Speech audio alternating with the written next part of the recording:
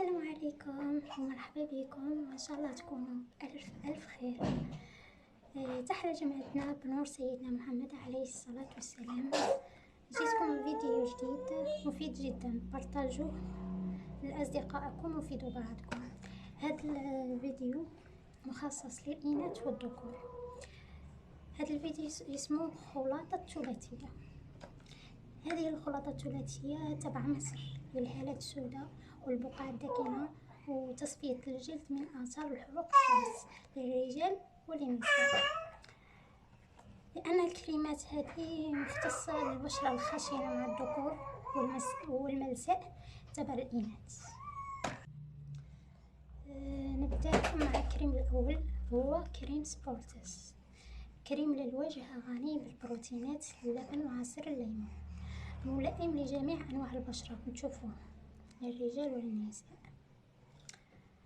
يعمل على طريق إزالة الخلايا الميتة تتغلل إلى أعماق المسام لتنقيتها. هو لطيف على البشرة ويمتص بسرعة، يفضل تركيبته غير الدهنية. شوفوا نجرب معكم، شوفوا كترت عاد ندير شوية.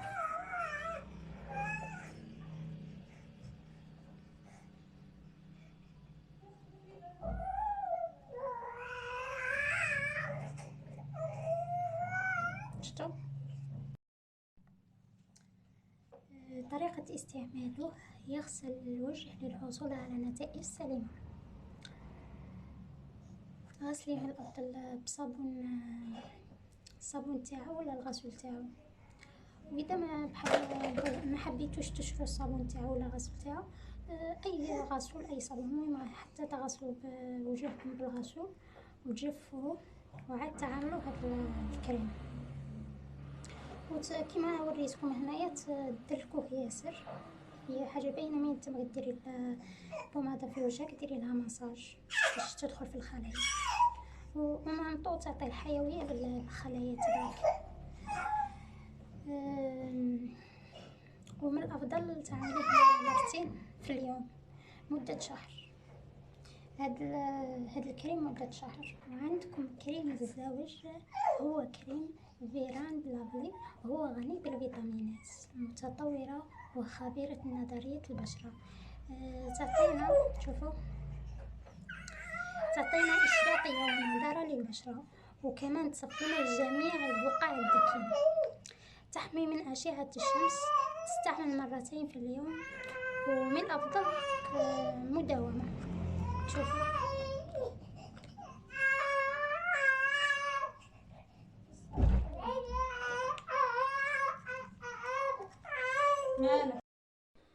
وبقات لنا الكريمة الأخيرة، هي كريمة بيتادين.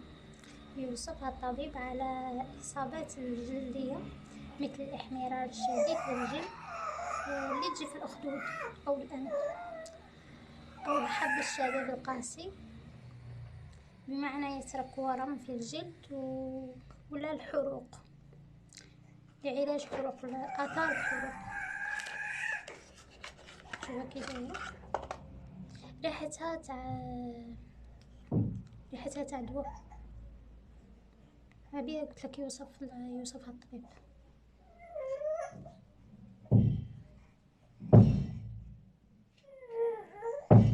بالخف تتمس. المهم دوك ندير لكم هذه الخلطة الثلاثية مع بعضها. الخلطة الثلاثية راح نخلطها معكم، نخلط لكم شويه قيمة النهار، خاطش في النهار ديروا 2 مرات، واحدة الصباح وواحدة عشية. ماشي عشية، شويه هكا شويه المغرب باش ترقدوا بيها.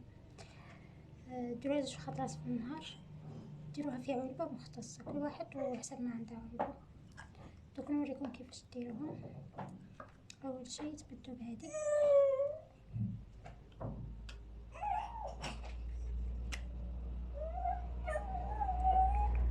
تعرفوا هاك شويه،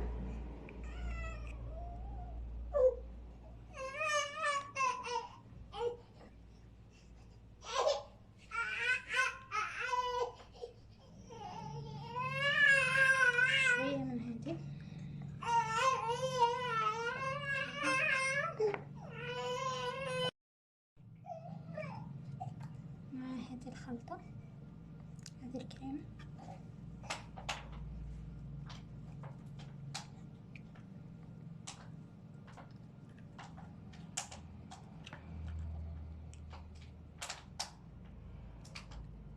العلبة تكون معقمة، تشوفوا ديروها على وجهكم، تخلطوها مع بعضها.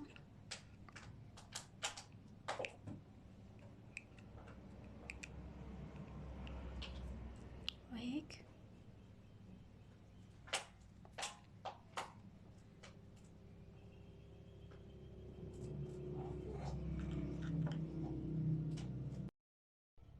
وهيك نكونوا كملنا حلقتنا، وإن شاء الله تكون عجبتكم بزاف وفادتكم. ولا تنسوا الاشتراك في القناة رانيات جديدة، بارطاجوها لأصدقائكم، وإن شاء الله كل خطرة نجيب لكم حاجة جديدة. مادام راني في مصر نستعمل الكلمات المصرية ونفيدكم بمعلومات مصرية حتى نجي الجزائر ونبدأ معكم حياتي اليومية في الرياضة وفي البيت وفي الشغل وفي الدراسة.